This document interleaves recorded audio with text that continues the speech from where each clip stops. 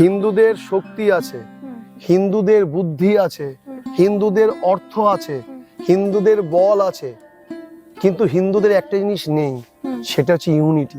কুকুরের লেজকে যেমন সোজা করা ইম্পসিবল, হিন্দুদের ইউনিটি আসাও ইম্পসিবল। আরে ভারতবর্ষে যদি গরিব দেশ হয়, 500 বছর আগে ইংরেজ মোগলরা কি ছাক মারতে এসেছিল নাকি, হাততালি দিতে? ব্রিটিশরা 190 বছর কি এখানে খৈনি ডলার জন্য এসেছিল নাকি, মশা মারার জন্য এসেছিল নাকি? পর্তুগিজরা কি এখানে ঘুমানোর জন্য এসেছিল নাকি? এক গুরুর দীক্ষিত আরেক গুরুর লোকের পিছনে লাগবে। তুই কালীর দীক্ষিত, তোর প্রসাদ আমি খাবো না। একদল বৈষ্ণবের দেখবে একটা আছে অভিরুচি, মালা পরে মায়ের প্রসাদ দিলে না, আমরা খাই না, আমরা কৃষ্ণের প্রসাদ ছাড়া খাই না। আরে হারামজাদা, তোকে কি ভগবান বলে গেছে নাকি কৃষ্ণের প্রসাদ ছাড়া খাস না? হিন্দুদের সব থেকে খারাপ অভ্যাস যে আরেকজনকে সহনশীল নয়, এই ওর পিছনে কাঠি দিয়ে যাচ্ছে। সেই দিন আমাদের মধ্যে এসছে, আমরা অন্যের মেরে খাবো, আমরা অন্যকে দেবো না, নিজেরা বড় লোক হবো, নিজেদের বিল্ডিং হবে, নিজেরা এসিতে থাকবো, নিজেরা বাইরে গিয়ে ট্রিটমেন্ট করবো, গরিব দুঃখী পুড়ে মরুক। ওই যে সোর নিয়ে মারামারি দেখো না, হিন্দু মুসলিম দাঙ্গা, আর দাঙ্গা কত, সব পাঙ্গা শেষ, একদম নাঙ্গা করে ছেড়ে দেবে সব। এবার এসে ধরবে ঝুটি দিয়ে সব দেবে। তাহলে দাদা, আপনার কি মনে হয় দেশ কি আবার পরাধীন হয়ে যাবে? যা হানাহানি শুরু হয়েছে, হিন্দু জাতির মুক্তি নেই।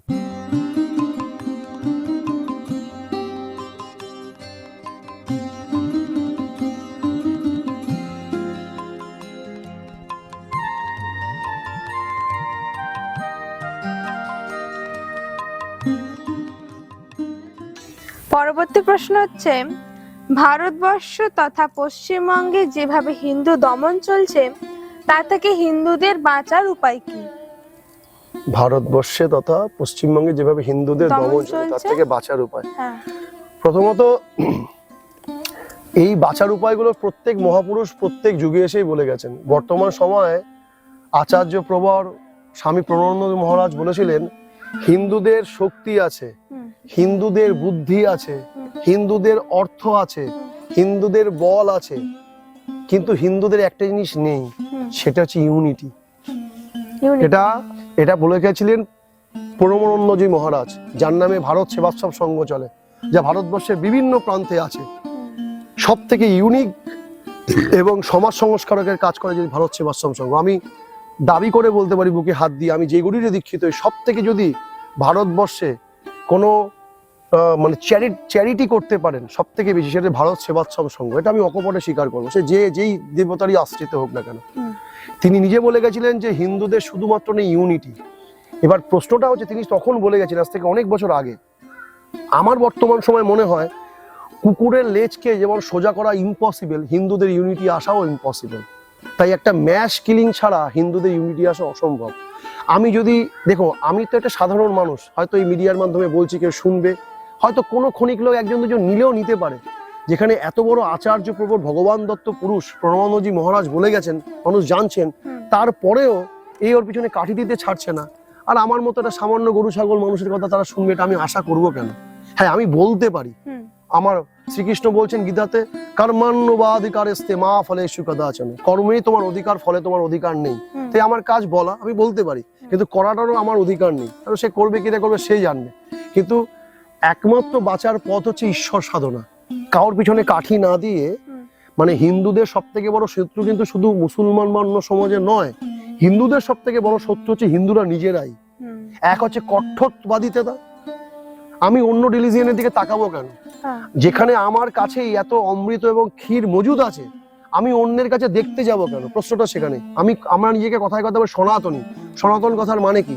সনাতন কথার মানে হচ্ছে চিরন্তন, যা আগেও ছিল, বর্তমানেও আছে, ভবিষ্যতেও থাকবে। হিন্দুর উপর অত্যাচার তো আজ থেকে হয়নি। হিন্দুর উপর অত্যাচার ইংরেজরা করেছে, শুধু ইংরেজরা হিন্দুদের করেনি, মুসলমানদের উপরও করেছে। ভারতবর্ষের যখন করেছে। হিন্দুদের উপর অত্যাচার করেছে মোগলরা, হিন্দুদের উপর অত্যাচার করেছে ইহুদি, সব অনেক জাতি হিন্দুদের উপর। কিন্তু তা বলে কি সনাতন ধর্মের মহিমা কোনো অংশে কমেছে? কিছুই কমেনি, মহিমান্বিত হয়ে আছে। হ্যাঁ, এবার প্রশ্নটা হচ্ছে যে সনাতন ধর্মের অবক্ষয় হয়েছে। অবক্ষয় হয়েছে কারণ কি? আমাদের জন্য হয়েছে। ম্যাক্সিমাম মানুষ নিজের রিলিজিয়ান ছেড়ে অন্যদিকে গেছে। এই জন্য দেখবে বলছে, শ্রীকৃষ্ণ বলছে স্বধর্ম নিধনং শ্রেয়, পরধর্ম ভয়াবহ। এর জ্বলন্ত উদাহরণ কি? ছত্রপতি শিবাজী, মহারানা প্রতাপ, সমুদ্রগুপ্ত। আমরা এদের ইতিহাস পড়ি না, আমরা কি পড়ি ইতিহাসে? যদি বা এটা আমাদেরও দোষ না, আমাদের গভর্নমেন্টের দোষে পড়ি। ছোটবেলা থেকে বলছি ইতিহাসে মুঘল সাম্রাজ্য, কেন পড়বে? মোগলদের কাছ থেকে কি শিখেছো তুমি? এমন একজন মোগল রাজা নেই যার চরিত্র থেকে শিক্ষা নিয়ে যে বড় হওয়া যায়। বলা হয় যে শাহজাহান মমতাজের ইয়ে করেছিল, সেটা থেকে আমাদের তার ভালোবাসার নিদর্শন দেখতে হয়। কোনো নিদর্শন শাহজাহানের কাছ থেকে দেখতে হয় না। মমতাজের সমাধি করে তিনি কোনো বড় নিদর্শন করেনি, তাহলে নিজের মেয়েকে আবার বিয়ে করতেন না। তিনি যদি তার বউকে এতই ভালোবাসতেন, অনেকে বলে যে আমরা শাহজাহানের কাছ থেকে শিখবো কি করে ভালোবাসতে হয়। আরে কেন শাহজাহানের কাছ থেকে ভালোবাসা শিখবো? ভালোবাসা শিখবো প্রভু শ্রী রামচন্দ্রের কাছ থেকে। ভালোবাসার জ্বলন্ত উদাহরণ শিখবো প্রভু রামচন্দ্রের কাছ থেকে, যিনি তখনকার সময় তার পিতা তিনটে বিবাহ করেছেন। দশরথ, তিনি একটা দেশের রাজা হয়ে যখন তার বউ বনবাসে যান তখন তিনি একা, তারপরেও তিনি কাউকে বিবাহ করেন। সীতা মার উপরে এত ডেডিকেটেড ছিলেন, তার ওই কথা যে সীতা এই জীবনের সীতা ছাড়া কেউ আসবে না। এই যে প্রেম, এই যে ভালোবাসা, অখণ্ড ভালোবাসা, তিনি স্বয়ং ভগবান। রাবণ যখন নিয়ে গেলেন তিনি বলছেন সীতা ধ্যান সীতা জ্ঞান সীতা চিন্তামণি, সীতা বিনা আমি যেন মণিহারা পড়ি। বাচ্চাদের মতো ক্রন্দন করছে স্বয়ং ভগবান। আরে ভালোবাসা দেখবো তো প্রভু রামচন্দ্রের কাছ থেকে শিখবো। আমি কি শাহজাহানের কাছ থেকে ভালোবাসা শিখবো, যিনি নিজে মমতাজের জন্য ওই যে ইয়ে করে তাজমহল বানিয়ে পরে তো আবার নিজের মেয়েকেই বিয়ে করেছেন। তার কাছ থেকে কি ভালোবাসা শিখবো? যাকে আমি ভালোবাসি তার জন্য কিছু করে আমি আবার কাউকে বিয়ে করতে পারি নাকি নিজের মেয়েকে? এটা কি সম্ভব? তাহলে কি করে তার কাছে ভালোবাসা শিখবো?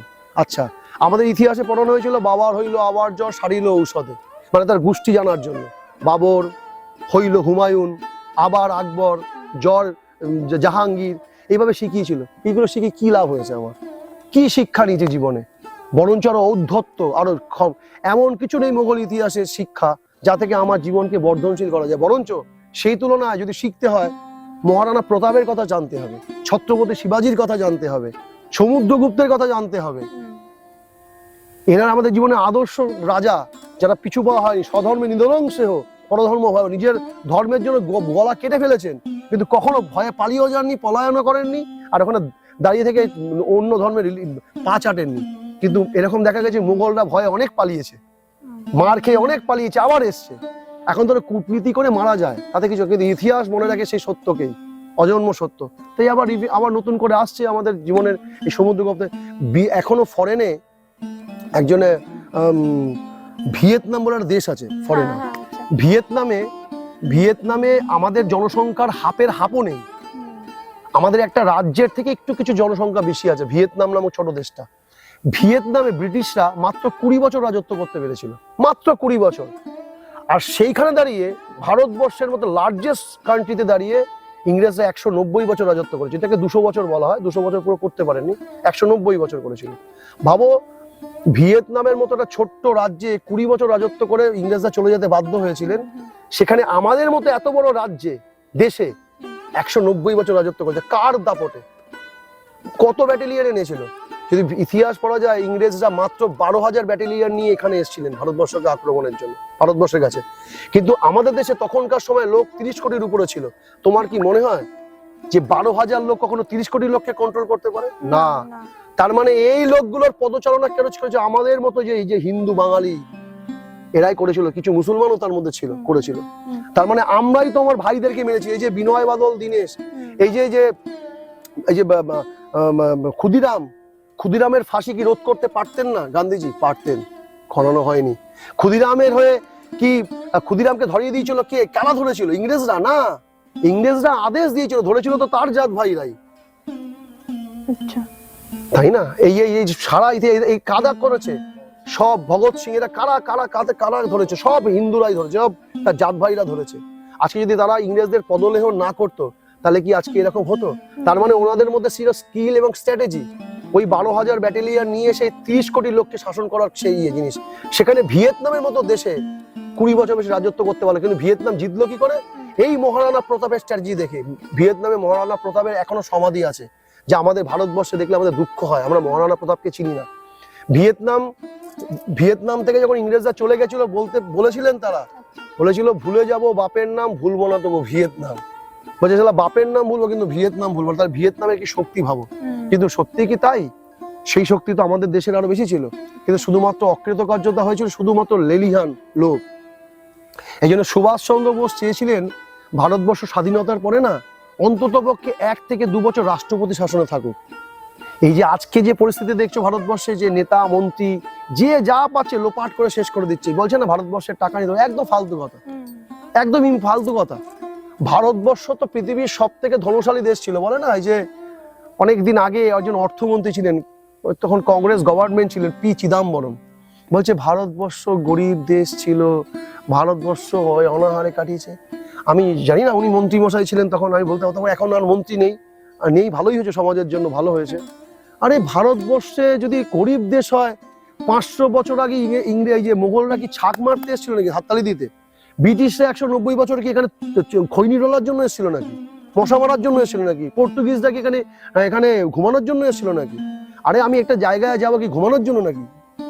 তাহলে আক্রমণ করেছিলেন, তাহলে এখানে কিছু ছিল বলেই তো এসছে ভারতবর্ষে। কিন্তু আজকে ভারতবর্ষের অবস্থা এত শোচনীয়, তাও ভারতবর্ষে যা টাকা আছে, তাও আমাদের যারা পলিটিক্যাল মানুষ, লিডার পিডার, এখন সব তো অসৎ চরিত্রের মধ্যে ঢুকে যাচ্ছে, আর থাকছে না।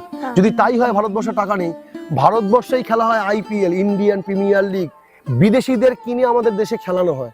যদি সত্যি ইন্ডিয়ার টাকা না থাকে, ইন্ডিয়ার মানুষের, তাহলে এই টাকা খেলা হয় কোথা থেকে? কোথায়? ইংল্যান্ডে তো খেলা হয়নি ইপিএল, ইন্ডিয়ান প্রিমিয়ার লিগ, লেখা হয় IPL, Indian premier league. EPL তো খেলা হয় না। তার মানে ইংল্যান্ডের থেকে টাকা আমাদের দেশে 1 লক্ষের একটা আছে। হ্যাঁ, ভারতবর্ষের একটা শ্রেণী প্রচন্ড দারিদ্রতায় আছে, আর একটা শ্রেণী প্রচন্ড অর্থবয় আছে, ব্যালেন্সিং লাইফ নেই। এই ব্যালেন্সিং লাইফ না থাকার জন্যই ভারতবর্ষের এই দুই গতি। যে যাকে পারছে মেরে খাচ্ছে, যে যাকে পারছে ডমিনেট করছে। যেভাবে ছোট জন্তুদের বড় জন্তুরা খেয়ে নেয়, ছোট যানবাহনকে বড় যানবাহনরা ঘরে দেবে, তো সাইকেল নিয়ে যাচ্ছে, বাইক নিয়ে যাচ্ছে, চুপ করে চুপকি দিয়ে দিল। আবার দেবে বাইককে 4 চাকা সাজিয়ে ব্রেক মেরে দিল, বাইকটা চেপে গেল। আবার ওই বাইককে লরি এসে টুক করে ব্রেক মেরে দিল। এবার ওই লরি যখন ট্রেনের কাছে যাবে তখন দাঁড়িয়ে যেতে হবে। পৃথিবীতে সব সময় শক্তিশালী মানুষরা নির্মম, যার থেকে একটু শক্তি কম, তাদেরকে ডমিনেট করে আসছে। এই জন্য এই পরিস্থিতি। কিন্তু এটা জানে না যে বলছে ছোট্ট একটা ছোট্ট একটা কাটা আমার মৃত্যুর কারণ হতে পারে। যেমন ভাবে ধরো একটা বলশালী হাতি, সে তো বিশাল ক্ষমতাশালী, তো ছোট্ট একটা মাছি যদি তার কানে ঢুকে যায়, তার কিন্তু মৃত্যুর কারণ হতে পারে। ঠিক একইভাবে যাকে আমরা অবহেলা করি, যাকে আমরা লাঞ্ছিত করছি, তারাই একদিন আমার জীবন ধারণের হয়ে উঠতে পারে। যেমন আমরা ধরো চাষি যারা কৃষি কাজ করে, তাদেরকে আমরা ঠকিয়ে করেছি। আজকে দেখো, আজকে এমন পরিস্থিতি হয়ে যাচ্ছে, কৃষি জায়গা কত কমে যাচ্ছে, খাদ্য খাবারের দাম কত বেশি। এমন দিন আসছে যে ওরা একদিন ওদেরকে জিনিস দেবে না, অন্ন দেবে না, তখন না খেয়ে মরতে হবে। তাই ভারতবর্ষের এরপরে যে ভারতবর্ষ তথা পশ্চিমবঙ্গের যে হিন্দুদের এই অবস্থা, এটা ঠিকের কারণ হচ্ছে একটাই, যদি এটা ঠিক হবে না জানি। আমি বললাম যে ইম্পসিবল কেন বলছি, ইম্পসিবলের মধ্যে আই এম পসিবিলিটিস থাকে, কিন্তু এটা কেন বলছি হয় না। কুকুরের লেজে না, আমি ছোটবেলায় একটুখানি একটু ডান পিঠে ছিলাম, কুকুরের লেজের মধ্যে একদিন না আমি একটা পাইপ ঢুকিয়ে দিয়েছিলাম। মানে দেখি কুকুরের লেজ যতই করো এখন বেঁকে যায়। এবার আমি বললাম কেন সেটা সোজা করা যাবে না, সোজা করে দেখি। আর এক কুকুরকে ধরেছি, আমার পিসির ছেলে ধরেছে, আমি বললাম দাঁড়া, ওকে ধরে রাখ, দুটো পা। লেজটার মধ্যে পাইপটাকে ঢোকালাম, পাইপটাকে দিয়ে লেজটা সোজা লাগছে, বেশ ভালো লাগছে, টুক টুক টুক টুক টুক। এবার দেখলাম এতটা লেজ বেরিয়ে এসে টুক করে সব বেঁকে গেছে। মানে সোজা ওকে পাইপ দিয়ে রেখেই করা হবে। তা হিন্দুদের পরিস্থিতি এরকম জায়গায় এসে গেছে, এদের কোনো পাইপ গার্ড ছাড়া সোজা করা যাবে না। পাইপ গার্ড মানে প্যাঁদানি, সেটা সোজা হবে না, ওই বারবার বেঁকে যাবে। যদি সোজা হতোই, তাহলে নিজের এখন অনেক আগে থেকে সংশোধন হয়ে উঠতো। যে পরিস্থিতি হচ্ছে, বাংলাদেশকে দেখছে না, বাংলাদেশে 1971 যখন স্বাধীন হয়, আমাদের ভারতবর্ষ থেকে সৈন্য দিয়ে স্বাধীন করে, ইন্দিরা গান্ধী ছিলেন তখন, ভারতবর্ষে হিন্দুর সংখ্যা ছিল 36%। আর আজকে ভারতবর্ষে বাংলাদেশে তখন হিন্দুর সংখ্যা ছিল 36%। বাংলাদেশে আজকে বাংলাদেশে হিন্দুর সংখ্যা হচ্ছে 6%, 30% শেষ। কি হয়েছে? হরে কৃষ্ণ হয়ে গেছে। এবার কারা হরে কৃষ্ণ করেছে? নিশ্চয় নিজেদের মধ্যে কৃষ্ণ কৃষ্ণ করেনি, চুল টানাটানি করেনি, অন্য জায়গায় করেছে। আর আমাদের 1947-এ ভারতবর্ষ যখন স্বাধীন হয়, আলী জিন্নাহ 16 কোটি মুসলমান নিয়ে আলাদা পাকিস্তান করে নেন। বুদ্ধিমান ছিলেন, ভীষণ বুদ্ধিমান ছিলেন। আলী জিন্নাহর বুদ্ধি নিয়ে কোনো কথা নেই, বদমাশ হলেও বুদ্ধিমান। কিন্তু তখন 2%, 8 কোটির কাছাকাছি 2% মুসলমান আমাদের ভারতবর্ষে থেকে যায়। যখন বলা হয় যে আমাদের এখানে তো 2% রয়ে গেল, বলছে ওদেরকে কেটে গঙ্গার জলে ভাসিয়ে দিন। আলী জিন্নাহ বলছে, হিন্দুরা কোনো আলাদা করে দেশ ভাগ করেনি তো, তখন আলী জিন্নাহই দেশটা ভাগ করিয়েছিল, আর গান্ধীজি সহমত দিয়েছিলেন। কিন্তু ওই দেশটা যখন ভাগ করি অখণ্ড, মহাপুরুষরা বারবার কথা জানবেন, কোনো ঠাকুর বলেছিলেন, শ্যামাপ্রসাদ মুখোপাধ্যায় থেকে শুরু করে গান্ধীজি সবাইকে বলেছিলেন দেশকে ভাগ হতে দেবেন না। ভেবেছিল যে হিন্দু মুসলিম আলাদা থাকলে সমস্যা মিটে যাবে। মিটলো কি? দুটো দেশ ভাগ হয়ে গেল, বাংলাদেশও আলাদা হলো পাকিস্তান থেকে আলাদা হয়ে। তো দেখো তারপরও সমস্যা কিন্তু বাড়লো, কমলো না কিন্তু মুসলমান। ওই 2 কোটি মুসলমান রয়ে গেল, সরি 2% মুসলমান রয়ে গেল এই ভারতবর্ষে ধর্মের ভিত্তিতে ভাগ হওয়ার পরেও। বলেছিল যখন যে তোমরা এদেরকে নিয়ে নাও, তখন আলী জিন্নাহ কিন্তু নিতে ডিনাই করে দিয়েছিলেন। বলছে না না, আমাদের যা নেওয়ার আমরা তাই নি 16 কোটি। বলছে ওদের কেটে গঙ্গা জলে ভাসে, মুসলমান নিজের স্বজাতিকে বলছে। আজকে দেখবে বড় দুঃখ লাগে আমার, আমি কোনো রিলিজিয়ানের বিপক্ষে না, কারণ যারা ধর্ম বোঝে তারা কখনো কোনো মানুষকে ঘেন্নার দিকে যাচ্ছি না। আজকে বড় দুঃখ লাগে যখন পাকিস্তানের সাথে ইন্ডিয়ার খেলা হয়, দেখবে পাকিস্তান যদি জেতে উল্লাস করা হয়। এটা ঘটে, এটা পশ্চিমবঙ্গে ঘটে, আমি দেখেছি পাকিস্তানের ফ্ল্যাগ তোলা, আমি দেখেই বলছি। আজকে যেই দেশটাকে বাংলাদেশ যে খেতে পায় সেটা ইন্ডিয়ার জন্য খেতে পায়, এতে কোনো অস্বীকার করে। আজকে দেখো ওখানে হিন্দুরা নিপীড়িত, 30% কমে গেছে, 6% হয়েছে। আর আমাদের সময় 1947-এ 2% ছিল মুসলমান ভারতবর্ষে, আজকে 22% হয়ে গেছে 2025-এ। আমাদের এদিকে মুসলমান ইনক্রিজ করেছে, বেড়েছে, আর ওদিকে বাংলাদেশে মুসলমান ডিক্রিজ করেছে, কমেছে। তাহলে এখান থেকে তো বোঝা যায় সহনশীল জায়গা কোথায়, সহনশীল মানুষ কারা, কিন্তু নিপীড়িত হচ্ছে। তারপরেও বলবো কারণটা, দোষ হচ্ছে ম্যাক্সিমাম হিন্দুদের। কিন্তু হিন্দুদের যেটা দোষ হচ্ছে সেটা হচ্ছে এরা নিজেদের মধ্যে দলাদলি করে। এক গুরুর দীক্ষিত আরেক গুরুর লোকের পিছনে লাগবে। তুই কালীর দীক্ষিত, তোর প্রসাদ আমি খাবো না। একদল বৈষ্ণবের দেখবে একটা আছে অভিরুচি, মালা পরে মায়ের প্রসাদ দিলে না, আমরা খাই না, আমরা কৃষ্ণের প্রসাদ ছাড়া খাই না। হারামজাদা, তোকে কি ভগবান বলে গেছে নাকি কৃষ্ণের প্রসাদ ছাড়া খাস না? এই ছুতমার্গির দল করে করে করে করে দেশটাকে শেষ করেছে। স্বামী বিবেকানন্দ এসে অনেকটা এটাকে ঠিক করেছিলেন। স্বামীজি যদি না আসেন দেশের আরো অবস্থা খারাপ হতো। এই ছুতমার্গি করে করে, এর জাত হলো ওকে ছোবো না, আরে বাবা বর্ণের মতো রয়েছে, এর ছোঁয়া খাবো না, ওর ছোঁয়া খাবো না, একে ধরবো না, ওকে ধরবো না, কেন ওরা কি সব অস্পৃশ্য? দেখো তুমি আজকে একে ধরবে না ওকে ধরবে না করেছো, একটা মা প্রকৃতির হিন্দু যে চেঞ্জ হয়েছে, কিছু কিছু বৌদ্ধিস্ট হয়েছে, কিছু কিছু ব্রাহ্মণ্যবাদও আছে এর জন্য দায়ী। কোনো যদি নমশূদ্র চলে যায় সেখান থেকে ছায়া পড়ে, সেখানে জল মারাবে না। এই মেন্টাল অত্যাচারগুলো তো হয়েছে, অস্বীকার করার জায়গা নেই। আর বিশাল বড় অত্যাচার হয়েছে মার, যেভাবে মেরে মেরে মেরে ধর্মান্তকরণ করা হয়েছে, হিন্দুদের মারা হয়েছে, অত্যাচার করা হয়েছে। নাহলে এত মুসলিম তৈরি হতো না সেই সময় ভারতবর্ষে, মেরে জোর করে করা হয়েছে, এটা সত্য ঘটনা। এই যে আজও তুমি শোনো, এই যে আমি অনেক জায়গায় বলেছি যে কৃষ্ণকে নিয়ে বাজে গান করলে নর্মাল হয়তো কিছু বলা হয়, কিন্তু সেই লেভেলের প্রতিবাদ হয় না। কিন্তু যদি তুমি রসুলকে নিয়ে কিছু বলে দাও, বাইরে দেখবে বলছে গুস্তাকি রসুল কা সাজা সরতন সে জুদা, সরতন সে জুদা। রসুলকে নিয়ে যদি তুমি কিচ্ছু বলে দাও, তোমার গলা কেটে দেবে। এটা বই করছে। তবে এটা ভালো শিক্ষা অবশ্যই নয়। পেশেন্স যার নেশে, আর যাই হোক ধার্মিক হতে পারে, যদি তারা ধর্মের বড়াই করে তাহলে সে মূর্খ। ধর্ম তো সহনশীলতার নাম। কিন্তু প্রশ্নটা হচ্ছে, আমার যেটা প্রশ্ন সেটা হিন্দু জাতিকে নিয়ে, সেটা হচ্ছে এরা নিজেদের মধ্যে কাঠি দেওয়াদারি করে। হিন্দুদের সব থেকে খারাপ অভ্যাস যে আরেকজনকে সহনশীল নয়, এই ওর পিছনে কাঠি দিয়ে যাচ্ছে। এবার একটু পাশের বাড়ি আমাদের স্যার, আমি যখন কলেজে পড়তাম নিউ ব্যারাকপুর এপিসিতে, আমাদের একজন টিচার ছিলেন, অ্যাকাউন্টেন্সি পড়াতেন, তার নাম ছিল এসজি মানে স্বপন গিরি। স্যার বললো, দেবাশিস বলতো প্রতিবেশী কাকে বলে? এবার আমরা প্রতিবেশী মানে যেটা জানি, আমার পাশাপাশি যিনি থাকেন, আমার কাছে থাকে, নিকটবর্তী, তিনি তো আমার প্রতিবেশী। কথাটা একটু ল্যাঙ্গুয়েজটার মধ্যে একটু হার্ডনেস আছে, কিন্তু কথাটা সত্যি। স্যার বললেন প্রতিবেশী মানে তোর পদে যিনি বেশি, দুম করে বললেন। কথাটা শুনে তখন একটু খারাপ লাগলো। স্যার হেসে বললেন, না একদম খারাপ বললাম না, বাস্তবে এসে দেখলাম হিন্দু জাতিদেরকে দেখে সত্যি কথাটা মিথ্যে নয়। তোমার প্রতি একটু বেশি, তিনি হচ্ছে প্রতিবেশী। নিজের বাড়িতে খাওয়া নেই, ওর বাড়িতে দেখলাম জানিস তো মেয়েটা একটা ছেলেকে নিয়ে আসে, সেটা কিন্তু অনেক পয়সা, তোর কি দরকার হলে তুই নিজের বাড়িতে চরকা তেল দে না। এই তারপর ধরো কার বাড়িতে, ধরো কে বাড়িটা একটু ভালো করে মোজাইক করে ফেললো, ও হে বাবা কালকে তো খেতেই পেতো না, আজকে কোনো 2 নম্বরই আছে, ও জেনে বসে গেল, অন্তর্যামী ভগবান ও 2 নম্বরই করে ফেলেছে। এই যে জেলাসি, পরশ্রীকাতরতা, এদের আরো ডিস্ট্রয় করে ফেললো। এই নিজের পিছনে লাগা ডিস্ট্রয় করে ফেললো। কিন্তু এই জাতি এরকম হতো না। নালে একটা সময় সহনশীলতা ছিল। নেতাজি এই জন্য ঠাকুর অনুকূল চন্দ্র বলেছিলেন যে ঠাকুরকে নিয়ে খুদ ধরে।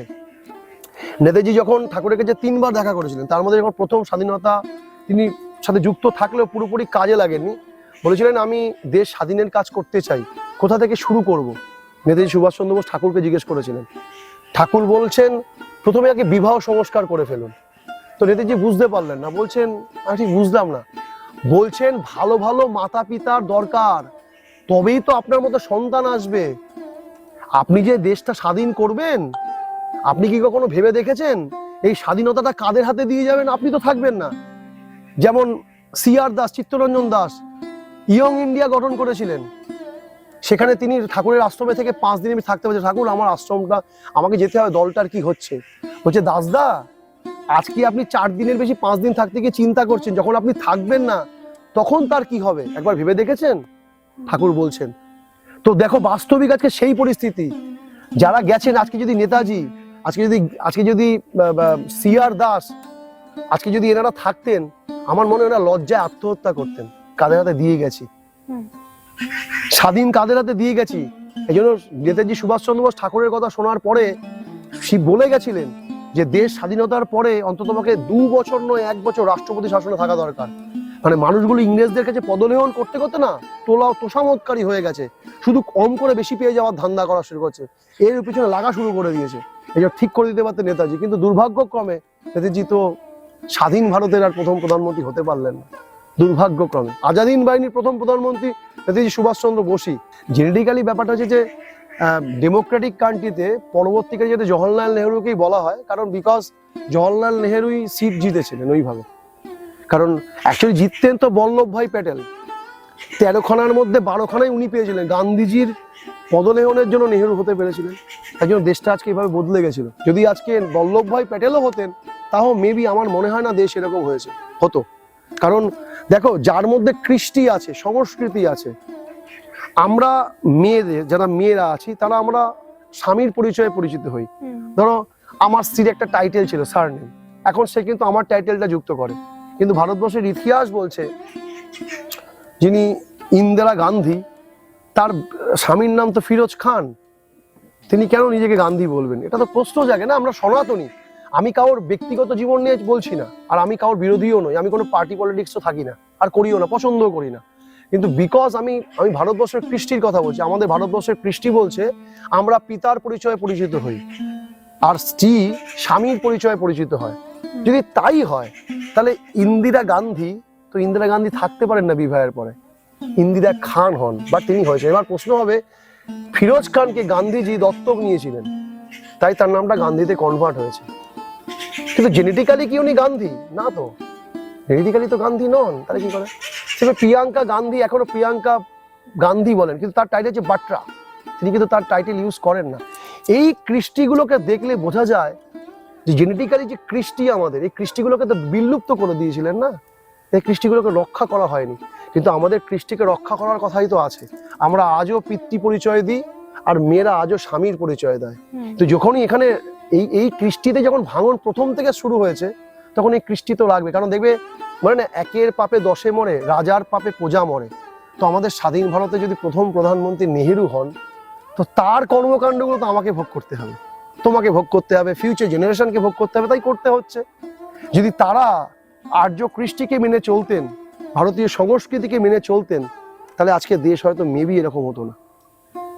আজকে হয়েছে তাই জন্য হিন্দুদের বোধ হবে বলে আমার মনে হয় না। কারণ আমি কতটা বুঝেছি আমি নিজেও জানি না, কিন্তু এইটুখানি বুঝেছি সময় খুব কম, খুব সীমিত। কিছুদিন পর থেকে আর কাউকে কাঠি দেওয়ার জন্য হাতটা থাকবে না, কাঠি দিতে পারবো না। তাই কাঠি বন্ধ করে মনকে শক্ত করে নিয়ে লাঠি হয়ে উঠি, ভগবানের নাম কীর্তন করি। এখন একমাত্র যিনি বাঁচাতে পারেন তিনি পরমাত্মা। কারণ শোনো, যেই পরিস্থিতিতে এই মুহূর্তে চলে গেছে হিন্দু তথা পুরো পশ্চিমবঙ্গ তথা শুরু দেশের অবস্থা, একটা ম্যাস কিলিং ছাড়া জায়গা থেকে রক্ষা হওয়ার কোনো জায়গা নেই।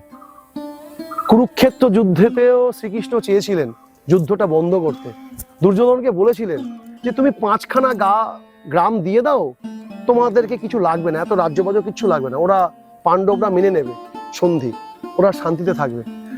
এত হিংসা ছিল দুর্যোধনের, বলেছিলেন যে বিনা যুদ্ধে নাই দেব সুচাদ্র মেদিনী। বলছে আমি সুয়ের বরাবরও দেবো না, সুইতে ডুবলে যেটুখানি জমি ওঠে সেটাও দেবো না যুদ্ধ ছাড়া। এই হিংসা ওকে কিন্তু বিধ্বংস করে দিয়েছিল। তাই আজকে সেই দিন আমাদের মধ্যে এসছে, আমরা অন্যের মেরে খাবো, আমরা অন্যকে দেব না, নিজেরা বড়লোক হবো, নিজেদের বিল্ডিং হবে, নিজেরা এসিতে থাকবো, নিজেরা বাইরে গিয়ে ট্রিটমেন্ট করবো, গরিব দুঃখী পুড়ে মরুক, আজকে সেই দিন এসছে যে বিধ্বংসবশের কুরুক্ষেত্র যুদ্ধের মতন এই যুগেও একজন শ্রীকৃষ্ণ আসবেন, যাকে বলা হয় কল্কি। আমার মনে হয় তিনি হয়তো জন্ম নিয়েও ফেলেছেন, নাহলে তিনি আসবেনই বা কি করে। এবার প্রশ্ন হচ্ছে, দাদা আপনি কি জানেন কোথায় কল্কি? আরে গেলে তো দেখা করে আসতাম, গিয়ে ফোন নাম্বারও নিয়ে নিতাম এতদিনে, ওইভাবে জানবো কি করে। কিন্তু এটুখানি জানি, পুরাণ এবং শাস্ত্র কখনো মিথ্যে বলে না। ভবিষ্য পুরাণ, মালিকা পুরাণ, এগুলো কখনো মিথ্যে বলতে পারে না। যা যা বলেছেন এই করোনা, এগুলো কিন্তু সবই বর্ণিত আছে পুরাণে, মালিকা পুরাণে। সেই কিন্তু বলেছিল এক মহামারী আসছে, কিছু মানুষ মৃত হবে, একই দামে সালের 2020 উল্লেখ করা আছে। আর করোনা কিন্তু 2020 মার্চের পরেই এসেছিল, এটা উল্লেখ নেই। হ্যাঁ, করোনা বলে নাম দেওয়া নেই, এইভাবে নাম দেওয়া নেই। কিন্তু এই মালিকা পুরাণও কিন্তু অ্যালার্ট করছে, পৃথিবীর আয়ু কিন্তু আর বেশি দিন নেই, সামনে খুব পরিস্থিতি খারাপ, পরিস্থিতি প্রচন্ড খারাপ। আর এই সময় খারাপ মানেই হচ্ছে এই সময় তাকে ধরার সময়। বাঁচবে তারাই যারা ঈশ্বরকে ধরে চলবে। তাই সাবধান হওয়ার পথ আর নেই। আমার মনে হয় এটা ঠিক হওয়ার জন্য একমাত্র ম্যাস কিলিং দরকার। কল্কি ঠাকুর বলে গেছিলেন যে কল্কি এসে সবাইকে সাবার করে দেবে না, তোমরা যদি ঠিক না হও মনি, কল্কি এসে কিন্তু সাবার করে দেবে না, এই কথাটা বলেছিলেন। আর সেই দিনটাই কিন্তু আজকে উপস্থিত হচ্ছে, কল্কি আসবেন।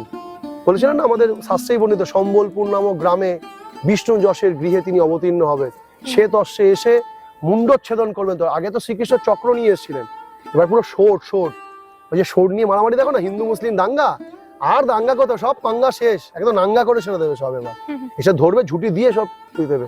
তাহলে দাদা আপনার কি মনে হয় দেশ কি আবার পরাধীন হয়ে যাবে? না, দেশ এবার আর পরাধীন হবে না, দেশ এবার আরো ভালো করে স্বাধীন হবে। আচ্ছা, এখন যেটা চলছে, তুমি কি মনে করো 47-এর পর থেকে কি দেশ স্বাধীন হয়ে গেছে? এটা কি স্বাধীনতা বলে নাকি? একদমই নয়। স্বাধীনতা কি এরকম একজনকে শোষণ করে অন্যজন পোষণ হয় নাকি? স্বাধীনতা তখনও ছিল না, স্বাধীনতা আজও নেই। তবে ভবিষ্যতে যেটা আছে সেটাই প্রকৃত অর্থে স্বাধীন হবে। নালে স্বামীজির কথা, ঠাকুরের কথা মিথ্যে হতে পারে না। স্বামীজি বলছেন না, ভারত আবার জগৎ সভায় শ্রেষ্ঠ আসন লবে, ভারত আবার জগৎ সভায় শ্রেষ্ঠ আসন নেবে, লিডিং নেবে। কিন্তু তার জন্য এই এই অবাঞ্ছিত আগাছাগুলো বিধ্বংস হওয়া দরকার। অবাঞ্ছিত আগাছা কাকে বলছি? যারা ধর্মের মধ্যে থেকেও, ধর্মের দেশে থেকেও মানুষকে শোষণ করেছে, মানুষকে মানে চুষে খেয়েছে, এরা হচ্ছে ধর্মের আগাছা, এটা হচ্ছে পৃথিবীর আগাছা, এটা হচ্ছে ভারতবর্ষের আগাছা। এরা ম্যাশ হয়ে যাবে, সে যত বড়ই পলিটিক্যাল লিডার হোক, যত বড়ই মানুষ হোক, শেষ হয়ে যাবে। তাই ভারত জগৎ সভায় শ্রেষ্ঠ আসন আবার নেবে এবং ভারতবর্ষ প্রকৃত স্বাধীন হবে। আর আমার যেটা আরেকটু মনে হয়, লাস্টে বলি, ভারতবর্ষ স্বাধীন হবে, শ্রেষ্ঠ আসন নেবে তখনই, আমাদের ভারতবর্ষের নামটা কিন্তু ভারতই ছিল। আমি একটা নিউমোলজিক্যালি একটা পডকাস্ট ছিল আমার, যারা সার্চ করে দেখতে পারবে, আমি সেখানে বলেছি ভারত সেদিন জগৎ সভায় শ্রেষ্ঠ আসন নেবে যেদিন ভারতের নামটা পুনরায় আবার ভারত হবে, ইন্ডিয়া নয়, INDIA নয়। এটা নিউমোলজি বলছে, BHARAT ভারত। এই BHARAT করলে অ্যালফাবেটিক্যালি নাম্বারটা আসবে 15, মানে 1 + 5। এটা নিউমোলজি সংখ্যাতত্ত্ব। আর এই 6 সংখ্যা রিপ্রেজেন্ট করে ভেনাসকে, যেটা লাক্সারিয়াসের টাকা। ভারতবর্ষ আবার ধনশালী দেশ হয়ে উঠবে যেদিন ভারতবর্ষের নাম থাকবে ভারত, নট ইন্ডিয়া। যেভাবে শ্রীকৃষ্ণ বলে গেছিলেন, যদা যদা হি ধর্মস্য গ্লানির্ভবতি ভারত অভ্যুত্থানম ধর্মস্য তদাত্মানম সৃজাম্যহম পরিত্রাণায় সাধুনাং বিনাশায় চ দুষ্কৃতাম ধর্ম সংস্থাপনার্থায় সম্ভবামি যুগে যুগে। বলছে যদা যদা হি ধর্ম, গ্লানির ভবতি ভারতও বলেছিলেন, গ্লানির ভবতি ইন্ডিয়া বলেননি। এই সেই শ্রীকৃষ্ণের ভারতবর্ষের নাম যখন আবার ভারত হবে, সেদিনই ভারত আবার জগৎ সভায় শ্রেষ্ঠ আসন নেবে, তার আগে নয়। আর সেটা হবে, সেটা উইদিন 14 ইয়ার্সের মধ্যেই হবে। এই ইন্ডিয়া নামটা ভারতই হবে আগামী 14 বছরের মধ্যে, 2039 সালের মধ্যে। এটা আমার ধারণা নয়, এটা আমার বিশ্বাস। এখন পরমাত্মা পরমপিতা যা চাইবেন তাই হবে। আমি ক্ষুদ্র মানুষ, আমার ক্ষুদ্র জ্ঞান, ক্ষুদ্র বুদ্ধি থেকে যা মনে হয়েছে আমি তাই বলেছি। এখন পরমাত্মা জানেন তিনি কি করবেন। পরমপিতা সবার সহায় হন, আমাদের সবাইকে বুদ্ধি দিন, সবাইকে চৈতন্য দান করুন। তিনি যদি চৈতন্য দান না করেন, যা হানাহানি শুরু হয়েছে, হিন্দু জাতির মুক্তি নেই। এখনো সময় আছে, যদি ভগবানের পাদপদ্ম ধরে নেয়, আচ্ছা ম্যাশ হবে, বিভৎস কিলিং হবে, আবার ক্যালকাটা কিলিং হবে, হবেই, কেউ আটকাতে পারবে না। সে রুলিং পার্টি চেঞ্জ হোক, আসুক, যাক, এটা কিছু এসে যায় না। রুলিং পার্টি থাকলেও হবে, রুলিং পার্টি না থাকলেও হবে, কারণ ময়লা বিভৎস লেভেলে বেড়েছে। রুলিং একটা হবেই, ম্যাশ কিলিং। আর মালিকা পুরাণে বলেই দিচ্ছে 3টে রাজ্য আগে ধ্বংস হবে, অঙ্গ, বঙ্গ, কলিঙ্গ। অঙ্গ মানে বিহার, কলিঙ্গ মানে হচ্ছে উড়িষ্যা, আর বঙ্গ মানে হচ্ছে বাংলা। তার সাথে পাকিস্তানে অ্যাটাচ, বাংলাদেশও অ্যাটাচ। মানে পশ্চিমবঙ্গ যখন নষ্ট হবে, তখন এদিকে পাকিস্তানও ধ্বংস হবে, নষ্ট হবে, এদিকে বাংলাদেশও ধ্বংস হবে। কারণ এই 3টে পার্ট মিলিয়ে পশ্চিমবঙ্গ, বঙ্গ, এটাও শেষ হবে। তাই অ্যালার্টনেস আছে বিহার, একদিকে যে উড়িষ্যা, পুরীর জগন্নাথ মন্দির জলের তলায় যাবে, কারণ তিনি সহ্য করবেন না। আমাদেরটাও হবে, তাই জন্য ওয়েট অ্যান্ড ওয়াচ, পরমপিতা কি করে দেখা যাক। তাই আমরা জানি ভগবানের পবিত্র নাম করি, যিনি ভগবানকে ধরে থাকবে সে যেখানে যা খুশি হয়ে যাক তিনি বেঁচে থাকবে, গ্যারান্টেড। তার পদপদ্মে যারা আছে তারা নির্ভয়ে থাকে, এবং আমাদের কোনো ভয় ডর নেই। আমাদের মারার মালিকও তিনি, বাঁচার মালিক। আমাদের কারোর কাছে কিছু পাওয়ার নেই, কাউকে তেল দিয়ে চাকরি পাওয়ারও নেই, আর কাউকে তেল দিয়ে মন্ত্রী নেতা হওয়ার ইচ্ছাও নেই। ইচ্ছা আছে শুধু মানুষের ভালো হোক, এই চাওয়া। এই জন্যই এত কষ্ট করে মানুষের কাছে ভিডিও তুলে দেওয়া, যাতে মানুষ একটু সচেতন হয়, আর কাউর পিছনে কাঠি দেওয়া বন্ধ করে অন্তত ভগবানের পাদপদ্মে বসে আমাকে 2 টাকা দিয়ে যাও, 1 টাকা দিয়ে বলছি না, আপনারা প্রত্যেকে ভগবানের পাদপদ্ম থেকে নাম করুন, আর সবাইকে নামময় করে তুলুন। সবাই ভালো থাকুন, ভারত আবার জগৎ সভায় শ্রেষ্ঠ আসন নিক।